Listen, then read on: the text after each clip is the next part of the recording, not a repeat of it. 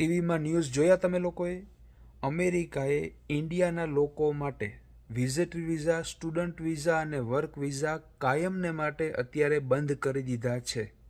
જોઈ લેજો મિત્રો દુકાનની હાલત, અને દુકાનની બહાર જમીન ઉપર કેટલા ફોન પડ્યા છે એ પણ જોજો. અને ખાસ એક કોમેન્ટ કરજો કે ઇન્ડિયામાં રાતે 2 કે 3 વાગે મોબાઈલની દુકાનમાં ચોરી થઈ હોય, એ ચોરી થઈ ગયા પછી ત્યાંથી કોઈ નીકળે અને આવી રીતે જમીન ઉપર ફોન પડ્યા હોય તો એ ફોનમાંથી પણ એ વ્યક્તિ પાછો કેટલા ફોનની ચોરી કરશે એ ખાસ કોમેન્ટ કરજો. તો દુકાનની હાલત જોઈને હમણાં એ દુકાન ઇન્ડિયામાં નથી, એ કેનેડાની દુકાન છે. તો કેવી રીતે, કઈ જગ્યાએ, ક્યારે, શું થયું, એ બધી વાતની ચર્ચા આપણે આ વિડીયોમાં કરવાની છે. હું ત્યાં જઈને તમને લાઈવ વિડીયો બતાવીશ, એટલે વિડીયો આખો જોજો, વિડીયો છોડીને ભાગી ન જતા. અને નમ્ર વિનંતી છે કે વિડીયોને વધારેમાં વધારે શેર કરજો, કારણ કે ભાગ્યે જ તમને સોશિયલ મીડિયા ઉપર આ પ્રકારના વિદેશના વિડીયો જોવા મળશે. વિડીયો જોવા આવેલા આપણા બધા ભાઈઓ બહેનો, મિત્રો, વડીલોને રામ રામ, મહાદેવ, જય શ્રી કૃષ્ણ, સીતારામ અને જય માતાજી. થોડાક સમય પહેલા જ વિડીયો બનાવીને જાણકારી આપેલી હતી કે કેનેડામાં એમેઝોનમાં કરોડો રૂપિયાની ચોરી કરતા 5 ગુજરાતીઓને પકડવામાં આવેલા હતા. આજનો આ બીજો વિડીયો છે. એવી જ એક ઘટના વિશે આપણે વાત કરવાની છે. લાઈવ વિડીયો બતાવીશ. ત્યાં જઈને શરમ મૂકી દીધી છે આ લોકોએ. આપણે ગુજરાતી દેશી ભાષામાં કહીએ ને કે નાક વગરના હે, તો આ બધા નાક વગરના હે. તમે વિચાર તો કરો કે કેવા સંસ્કાર લઈને, કેવા પરિવારમાંથી, કઈ રીતે અને કયા કારણથી આ બધા લોકો ઇન્ડિયામાંથી દુનિયાના બીજા બધા દેશોમાં જાય છે, અને ત્યાં જઈ ને આવા કામ હું કરવાન કરે છે એ નથી ખબર પડતી. એક દિવસ એવો આવશે, યાદ રાખજો, કે દુનિયાના બધા દેશ ભારતના લોકોને વિઝિટર વિઝા, વર્ક વિઝા કે સ્ટુડન્ટ વિઝા આપવાનું બંધ કરી દેશે.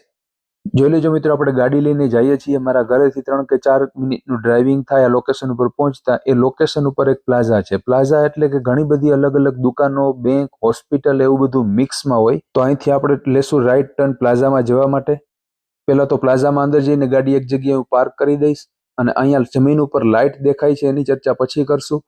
આ પહેલા જોઈ લેજો, પોલીસ કાર લઈને આવી ગઈ છે, અને પોલીસની કાર કેવી હોય એનો વિડીયો પણ મેં આપણા ફેસબુક પેજ ઉપર મૂકેલો છે. ન જોયો હોય તો જોઈ લેજો. અહીંયા 2 વ્યક્તિ ઊભા છે, એમાંથી બ્લુ ટી શર્ટ વાળા ભાઈ છે, દુકાનના માલિક છે, જે જગ્યાએ ચોરી થઈ. અને આ ચોરની ગાડી છે દિવાલમાં મારી દીધી છે. આ ગાડી કેટલી મોંઘી આવે એનો અંદાજ પણ તમે ન મારી શકો મિત્રો. અને આ કાર છે એ ઇન્ડિયામાં મળતી પણ નથી. એના વિશે હું પછી વાત કરીશ કે ગાડી કઈ છે. આ બધી ચર્ચા કરે છે પોલીસ સાથે. એ ભાઈએ જે જોયું અને જે રીતે ચોરી થઈ ને બધી ડિસ્કસ પોલીસને કરે છે, તમે જોઈ શકો છો. તો મેં તમને કીધું તો એમ આ આખો એક પ્લાઝા છે, અને એનું મોટું બધું ગાડીઓનું પાર્કિંગ હોય. બીજા પોલીસવાળા ભાઈ પણ પોતાની ગાડી લઈને આવી ગયા છે. જે ચોરની ગાડી દિવાલમાં ભટકાણી છે એના જેવી જ સેમ ટુ સેમ એ જ કંપનીની કાર છે. પણ પોલીસની કાર હોય એટલે મેં તમને પહેલા પણ વિડીયોમાં કીધું હતું કે એના ટાયર, બ્રેક્સ અને એન્જિન ને બધું વધારે પાવરફુલ હોય બીજી ગાડીઓ કરતા. હવે આ દુકાનવાળા ભાઈ છે, બ્લુ ટી શર્ટ વાળા, જેની દુકાનમાં ચોરી થઈ છે, એ પોલીસ સાથે બધી ચર્ચા કરશે, અને આપણે ત્યાં જવાની મનાઈ હોય. હવે ચોરની ગાડી છે, એના ફોટા અને વિડીયો અને બધા પ્રૂફ રાખશે. હવે બહાર નીકળીને હું તમને બતાવું છું દુકાનની હાલત જોઈ લેજો. આ જમીન ઉપર જેટલી પણ કોથળીઓ પડેલી છે એમાં મોબાઈલ છે. એ સિવાય મોબાઈલ, મોબાઈલના કવર, મોબાઈલની બેટરી અને બીજી ત્રીજી અસંખ્ય વસ્તુઓ, મોબાઈલની એસેસરીઝ. તમને બધા લોકોને ખબર છે કે મોબાઈલની દુકાનમાં કેટલી વસ્તુઓ હોય. આ ચોરી કરવા આવેલા લોકો છે એ ઇન્ડિયન હતા. દુકાનની હાલત જોઈ લેજો. મેઇન દરવાજાની બાજુમાં લોખંડની ગ્રીલ તોડી, કાચ તોડી અને ત્યાંથી ચોરી કરેલી છે. અને જમીન ઉપર કેટલા ફોન પડેલા છે અને બીજી ત્રીજી વસ્તુઓ પડેલી છે, તમે જોઈ શકો છો. સિટી છે બ્રામ્પટન, દુકાનનું નામ છે સેલ કેર. એ લોકોને જેટલી ખબર હતી એટલા બધા સીસીટીવી કેમેરા એ લોકોએ તોડી નાખ્યા. આ મોબાઈલ જોઈ લેજો કેટલા પડ્યા છે જમીન ઉપર. પણ એ લોકોને એ ખબર નથી કે દુકાનના માલિકે દુકાનની અંદર અમુક ખાનગી કેમેરા રાખેલા હતા, જેના દ્વારા દુકાનના માલિકે જોયું કે મારી દુકાનમાં ચોરી થાય છે. પછી એ દુકાનથી દૂર રહેતા હોય, ગાડી લઈને અહીંયા પહોંચે તો વાર લાગે, અને એ પહોંચ્યા ત્યારે એ લોકો ભાગતા હશે, એટલે ઘણી બધી વસ્તુઓ જમીન ઉપર પડી રહી અને એ લોકો ભાગ્યા. ઝડપથી ભાગવા ગયા એટલે આવા કિંમતી ઘણા બધા મોબાઈલ છે જમીન ઉપર પડ્યા રહ્યા, દૂર દૂર સુધી. જોઈ લેજો આ કેટલા ફોન પડેલા છે જમીન ઉપર એની વાત ન પૂછો. આ દુકાનની આજુબાજુમાં છે, બીજા અંધારામાં અને દુકાનથી દૂર થોડાક અંતરે આપણે ન જઈ શકીએ, પણ ઘણા બધા મોબાઈલ હજી હશે, એનું પોલીસ ચેકિંગ કરશે. આ અડધી લોખંડની ગ્રીલ છે એ અહીંયા દૂર દૂર સુધી પાર્કિંગમાં પડેલી છે, તમે જોઈ શકો છો.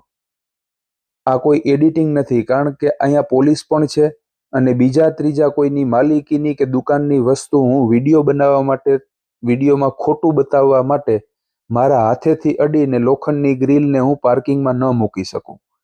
એટલે ખાસ કરીને બરફના સમયે અતિશય ઠંડી હોય ત્યારે વધારે પડતી ચોરીઓ થતી હોય કે જેથી લોકો આવી રીતે, આ ગાડી જોઈ લેજો દિવાલમાં ભટકાણી છે. બરફના સમયે અતિશય ઠંડી હોય એટલે ચોરને વધારે મોકો મળે કે એની પાછળ કોઈ નહીં આવે અને ઝડપથી ભાગી શકે. આ જમીન ઉપર મેં તમને કીધું હતું, પાછી એક કોથળી છે, એમાં ફોન છે અને બીજી લાઇટ છે. એ ઇલેક્ટ્રિક કટરની લાઇટ છે. ઇલેક્ટ્રિક કટર હોય એ અંધારામાં તમારે મિકેનિક વાપરતા હોય, ગરાજમાં વાપરવું હોય કે ક્યાંય પણ વાપરવું હોય, લાઇટ ન હોય, દિવસનો ટાઈમ ન હોય, તો રાતના સમયે પણ તમે એનો ઉપયોગ કરી શકો, એટલા માટે એમાં લાઇટ આપેલી હોય.